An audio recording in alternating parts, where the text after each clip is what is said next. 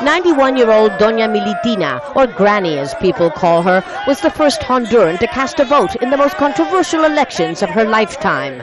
An election that many others, like this lottery ticket vendor, boycotted.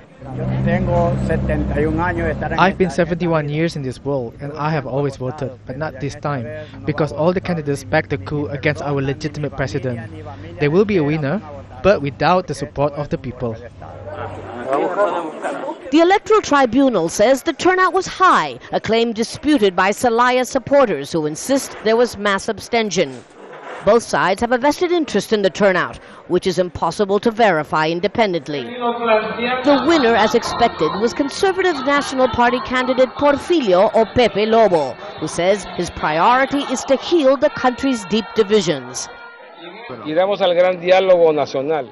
We want to establish a national dialogue and invite all sectors of the population without excluding anyone. I'm sure we will reach an understanding through dialogue. The country's interests must come before any particular interest. But the divisions run deep. In San Pedro Sula, at least 6 were injured when riot police broke up a sit-in by supporters of the deposed president, Manuel Zelaya. The deposed leader himself, still holed up in the Brazilian embassy, made what may be a futile appeal to Washington to reconsider its decision to recognize the elections. We Central Americans don't want to return to the wars of the 80s. We don't want Iraq or Afghanistan-style elections. If there are Democrats in the States, they should be Democrats for Latin America.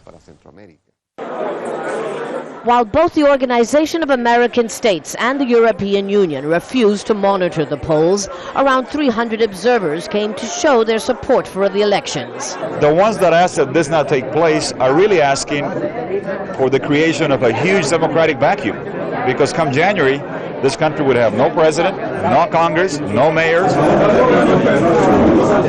With a new government now a foregone conclusion, the question is, what will happen to the deposed president?